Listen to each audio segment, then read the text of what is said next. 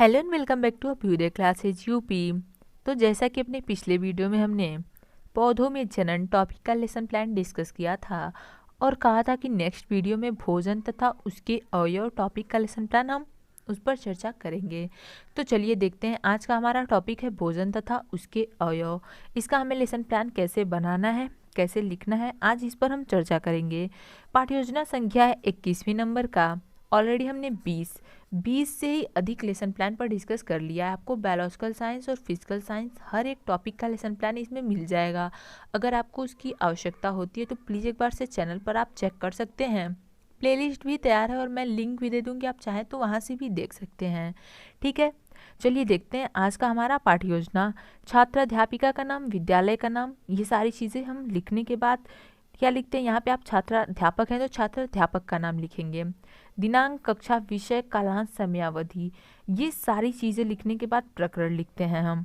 प्रकरण हमें पता ही है, आज का हमारा टॉपिक है भोजन तथा उसके अवयव। सामान्य उद्देश्य लिखेंगे पूर्ववत। उसके बाद विशिष्ट उद्देश्य में 3 उद्देश्य हमें लिखना होता है, ज्ञानात्मक, बोधात्मक और क्रियात्मक उद्देश्य। सबसे पहले लिखेंगे ज्ञानात्मक उद्देश्य। इसमें लिखेंगे छात्र भोजन तथा उसके अवयव की जानकारी प्राप्त कर सकेंगे। ठीक है, ज्ञानात्मक के बाद बोधात्मक लिखते हैं, जिसमें लिखेंगे छात्र भोजन तथा उसके अवयव में अंतर कर सकेंगे। फिर क्रियात्मक उद्देश्य में लिखते हैं छात्र भोजन के विभिन्न अवयवों को व्यवहारिक जीवन में प्रयोग कर सकेंगे। आगे बढ़ते हैं सहायक सामग्री पर। सहायक सामग्री में लिखते हैं प्रकरण संबंधित चार्ट पेपर, चित्र या चार्ट पेपर, जो भी चीज़ें आप टीचिंग के दौरान यूज़ करते हैं वो यहाँ पे लिखते हैं हम। शिक्षण विधियाँ, प्रश्नोत्तर विधि, व्याख्यान विधि और प्रदर्शन विधि लिखते हैं। इसके बाद पूर्व ज्ञान लिखते हैं। छात्र भोजन तथा उसके अवयव के बारे में सामान्य जानकारी रखते हैं, ये होता है हमारा पूर्व ज्ञान। इसके बाद लिखते हैं प्रस्तावना का प्रश्न। प्रस्तावना का प्रश्न में हम क्रम संख्या छात्राध्यापिका हैं तो छात्राध्यापिका कथन और छात्राध्यापक हैं तो छात्राध्यापक कथन लिखते हैं। फिर छात्र छात्रा कथन का बॉक्स बना लेते हैं।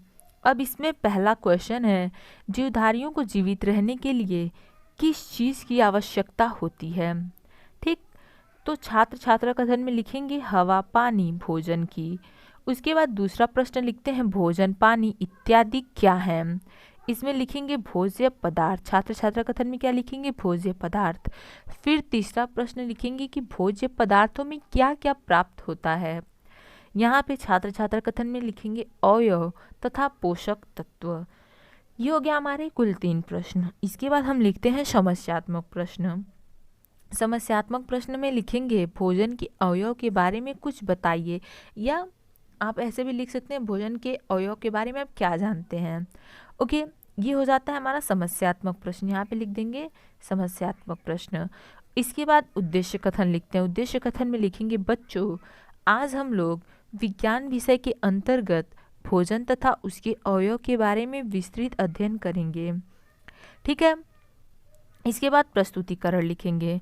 प्रस्तुतिकरण में शिक्षण बिंदु, छात्राध्यापक या छात्राध्यापिका कथन, उसके बाद छात्र छात्रा कथन और एक शामपट कार्य का भी बॉक्स हम बनाते हैं। इसमें शिक्षण बिंदु लिखेंगे, पहला है हमारा भोजन। ओके, पहला शिक्षण बिंदु है भोजन। इसमें विकासात्मक प्रश्न करेंगे। अब विकासात्मक प्रश्न हेडिंग लिखेंगे और पहला क्वेश्चन लिखेंगे शरीर को ऊर्जा किससे मिलती है। छात्र छात्रा कथन में लिखेंगे भोजन से।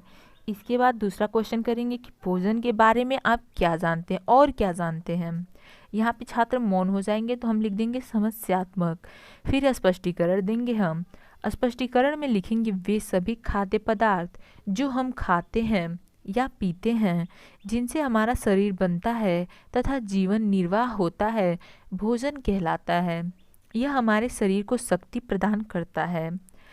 ठीक, इसके बाद हेडिंग लिखेंगे इसी स्पष्टीकरण में भोजन के कार्य। इसमें लिखेंगे भोजन के निम्नलिखित कार्य हैं। अब कौन कौन से कार्य हैं उनको एक एक पॉइंट लिख देंगे। पहला लिखेंगे शारीरिक कार्यों के लिए आवश्यक शक्ति व ऊर्जा देना। दूसरा पॉइंट लिखेंगे शरीर की विभिन्न क्रियाएं नियंत्रित करना। तीसरा, शरीर की वृद्धि, विकास एवं टूटे फूटे तंतुओं का निर्माण करना। और चौथा है रोग निरोधक क्षमता को बढ़ाना। ये हो गया हमारा पहला शिक्षण बिंदु भोजन का स्पष्टीकरण। यहाँ पे हम छात्र छात्रा कथन में छात्र ध्यानपूर्वक सुनेंगे, अवश्य ही लिख लेते हैं। शामपट कार्य आप कर लेंगे, जैसा यहाँ पे देख सकते हैं लिखा हुआ है। भोजन के कार्य चारों पॉइंट लिख लेंगे एक एक करके। ओके, इतना क्लियर है? आई होप आपको इतना क्लियर होगा कि कैसे हमें लिखना है, कैसे लेसन प्लान बनाना है। यहाँ पे एक बार आप स्क्रीनशॉट लीजिएगा, फिर हम आगे बढ़ेंगे अपने बोधात्मक प्रश्न पर।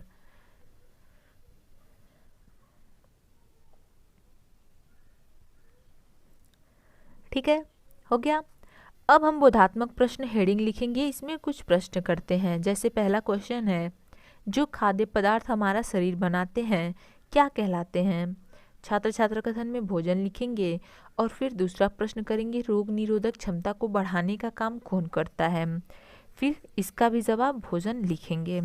इसके बाद दूसरा शिक्षण बिंदु क्या है? भोजन के अवयव।